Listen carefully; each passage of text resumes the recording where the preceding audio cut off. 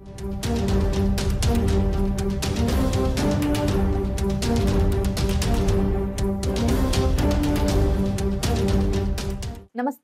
కర్ణాటక సరిహద్దున ఉన్న ప్రాంతాల్లో రాయదుర్గం చారిత్రాత్మకమైనది. విజయనగర రాజుల పాలనా వైభవానికి, నాటి శిల్పకళా నైపుణ్యానికి చిహ్నంగా నిలిచిన ఈ ప్రాంతం 15వ శతాబ్దం నుంచే రాజకీయ, సాంస్కృతిక కార్యకలాపాలకు నిలయం. రాజులు పోయినా, రాజ్యాలు అంతరించినా ఆ సంస్కృతి పరిమళాలు మాత్రం ఇప్పటికీ గుబాళిస్తూనే ఉన్నాయి. రాయదుర్గం నియోజకవర్గం 1952లో ఏర్పడింది. ఈ నియోజకవర్గంపై రాజకీయంగా పొరుగునున్న బళ్ళారి ప్రభావం ఎక్కువ. రాయదుర్గం నియోజకవర్గంలో రాయదుర్గం, డి హిరేహల్, కనేకల్, బొమ్మనహల్, గుమ్మఘట్ట మండలాలు ఉన్నాయి. సామాజిక వర్గాల విషయానికి వస్తే బోయల సంఖ్య ఎక్కువ. ఆ తర్వాత కురుబ, ఎస్సీ, మాదిగ, రెడ్డి ఉంటారు. ముస్లిం, లింగాయత్ల ప్రాబల్యం కూడా కనిపిస్తుంది. రాజకీయంగా బోయ, లింగాయత్ మధ్య పోరు జరుగుతూ ఉంటుంది. నియోజకవర్గాల పునర్విభజన తర్వాత 4 సార్లు ఎన్నికలు జరిగితే చెరో 2 పర్యాయాలు బోయ, లింగాయత్ కులస్తులే విజేతలుగా నిలిచారు. 2 ప్రధాన పార్టీల్లో టీడీపీ బోయ, వైసీపీ లింగాయత్ అభ్యర్థులకు ప్రాధాన్యతనిస్తూ ఉన్నాయి. రాయదుర్గం నియోజకవర్గంలో 17 సార్లు ఎన్నికలు జరిగితే 6 సార్లు రెడ్లు విజయం సాధించారు. 3 సార్లు బోయ కులస్తులు, లింగాయత్లు 4 సార్లు గెలిచారు. అందులో కాపు రామచంద్రారెడ్డిదే 3 సార్లు విజయం.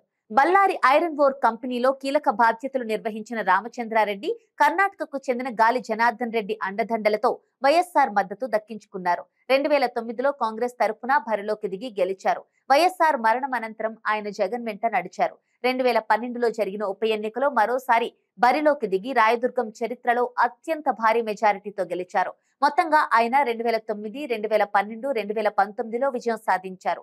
ఇదే నియోజకవర్గం నుంచి బోయ కులానికి చెందిన కాల్వ శ్రీనివాసులు ఎమ్మెల్యేగా ప్రాతినిధ్యం వహించారు. చంద్రబాబు ప్రభుత్వంలో చీఫ్ విప్ గా, తదుపరి మంత్రిగాను వ్యవహరించారు. అంతకుముందు ఎంపీగాను పనిచేశారు. కాల్వ 2014 ఎన్నికల్లో గెలిచిన తర్వాత టీడీపీ ప్రభుత్వంలో చీఫ్ విప్ గా పనిచేశారు. 2017లో జరిగిన మంత్రివర్గ విస్తరణలో కాల్వ శ్రీనివాసులకు మంత్రి పదవి దక్కింది. ఈ నియోజకవర్గం నుంచి గెలిచి మంత్రిగా బాధ్యతలు చేపట్టిన మొదటి వ్యక్తి కాల్వ శ్రీనివాసులు. రాయదుర్గంలో టీడీపీ కేవలం 3 సార్లు మాత్రమే విజయం దక్కించుకుంది. కాంగ్రెస్ 10 సార్లు విజయం సాధించగా వైసీపీ 2 సార్లు గెలిచింది. స్వతంత్ర పార్టీ ఓసారి, ఇండిపెండెంట్ మరోసారి గెలిచారు. ఈ నియోజకవర్గం నుంచి రెడ్డి సామాజిక వర్గ నేత అయిన పాటిల్ వేణుగోపాల్ రెడ్డి 3 సార్లు గెలిచారు. కమ్మ కులానికి చెందిన పయ్యావుల వెంకటనారాయణ కూడా ఓసారి గెలిచారు. ఆయన ఉరవకొండలో గెలిచిన టీడీపీ నేత పయ్యావుల కేశవ్ కు తండ్రి. కేశవ్ తాత కూడా రాయదుర్గంలో పోటీ చేసి ఓడిపోయారు. టీడీపీకి బోయ, కమ్మ, మాదిగ ఓటర్ల మద్దతు ఎక్కువగా ఉంది.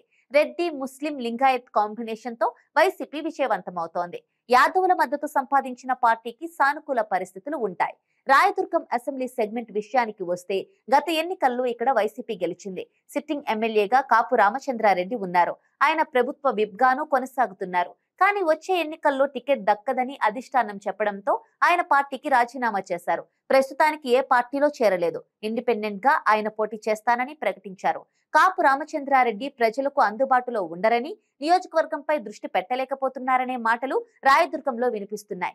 ఈ విషయం సీఎం జగన్ కు కూడా తెలుసు కాబట్టే వచ్చే ఎన్నికల్లో రాయదుర్గం నుంచి వైసీపీ కొత్త అభ్యర్థిని బరిలోకి దించేందుకు నిర్ణయం తీసుకుంది.